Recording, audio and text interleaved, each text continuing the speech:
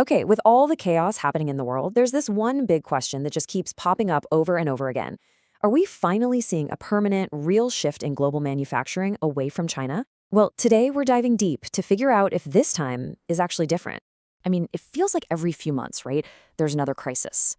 First, we had the COVID pandemic totally jamming up the ports. Then came the US China trade war with all its tariffs. More recently, you've got the Houthi attacks in the Red Sea. And now, the crisis simmering in the Strait of Hormuz. Every single one of these is a body blow to the global supply chain, and every single time, the same conversation fires right back up. We have got to diversify away from China. But, with this latest crisis piling on top of all the others, the pressure just feels way more intense. So, that's the real question we're asking today. Is this the shock that finally breaks the whole system? Is this time truly different? To get to the bottom of that, let's first build the case for leaving. And really, it all comes down to something you could call chokepoint economics. It's the simple idea that when a few super critical shipping routes get squeezed, the financial pain just radiates out to everyone, everywhere. And that pain, oh, it's immediate and it is very, very real. All of a sudden, companies are getting slapped with war risk surcharges of over $3,000 per container. That's a direct hit to the bottom line that you just can't ignore. And it's not just about the money either. It's about time. Ships are being forced to take these massive detours, adding an extra 10 to 14 days to their trips. That means your inventory is just sitting on the water, production lines are stalled, and the promises you made to customers, they're getting broken. That kind of delay creates a huge ripple effect. So when you add it all up, you take those surcharges, the soaring insurance costs, and the price of all those delays, the total cost of getting goods from China through these routes has jumped by a staggering 15 to 25%. Now, a number like that gets everyone in the boardroom to sit up and pay very close attention.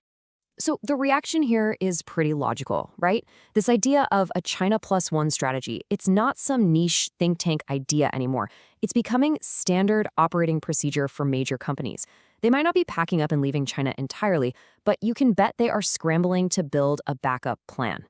And you can see exactly who's cashing in. Countries like Vietnam, Mexico, India, Indonesia, and Thailand, they're all seeing this huge surge in investment. We've all seen the headlines, right? Apple is cranking up iPhone production in India. Samsung has moved enormous parts of its operations to Vietnam. The money is absolutely on the move.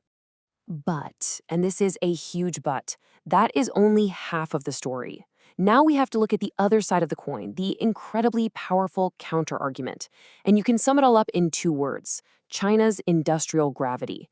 It's this force that makes leaving so much harder than it sounds. So what on earth is industrial gravity?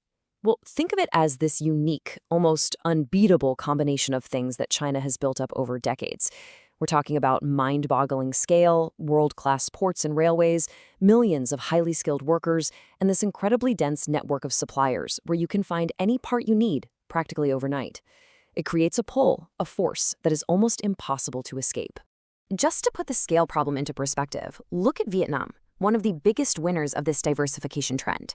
Its entire national economy is smaller than the economy of just one single Chinese province, Guangdong. So how can one country ever hope to replace that kind of massive industrial capacity? The math, it just doesn't add up. And look, each of the big alternatives has its own issues. Mexico is fantastic for certain things, but it just doesn't have that deep pool of skilled labor for really complex electronics. And India, well, it has enormous potential, but its port and road infrastructure is still considered decades behind the hyper-efficient zones you see on China's coast. These are not small problems you can fix overnight. And this brings us to the most critical point of the whole argument. The risk that these companies are so desperate to escape, it isn't just a China problem.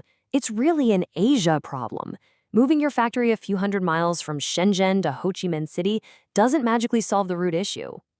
Just think about it for a second. A container leaving a factory in Vietnam or Thailand, it still has to sail right through the South China Sea. A shipment leaving India, it still has to get past the Strait of Hormuz. You see? You can move the factory, but you can't move the ocean.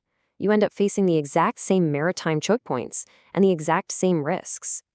So, where does all this leave us? Let's pull these two competing arguments together and really try to separate the fantasy of what people wish would happen from the hard reality of what's actually going on. When you lay it all out, the verdict is pretty clear. The idea of China minus one, this grand exodus of all manufacturing leaving the country, that's a fantasy.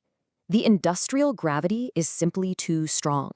What we're really seeing is China plus one, a slow, careful, strategic diversification, mostly for the most sensitive and critical products, while the vast bulk of production stays exactly where it is. And honestly, this quote from the source material just says it all perfectly. The Hormuz crisis will accelerate China plus one. It will not create China minus one. The gravity is too strong. It captures the whole situation. Companies are absolutely going to speed up their backup plans, but it's not going to trigger a mass departure. That pull is just too powerful. And that really leaves us with one final, kind of unsettling question. We know another shock is coming.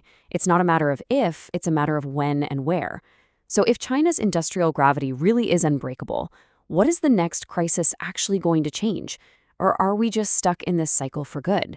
It's definitely something to think about.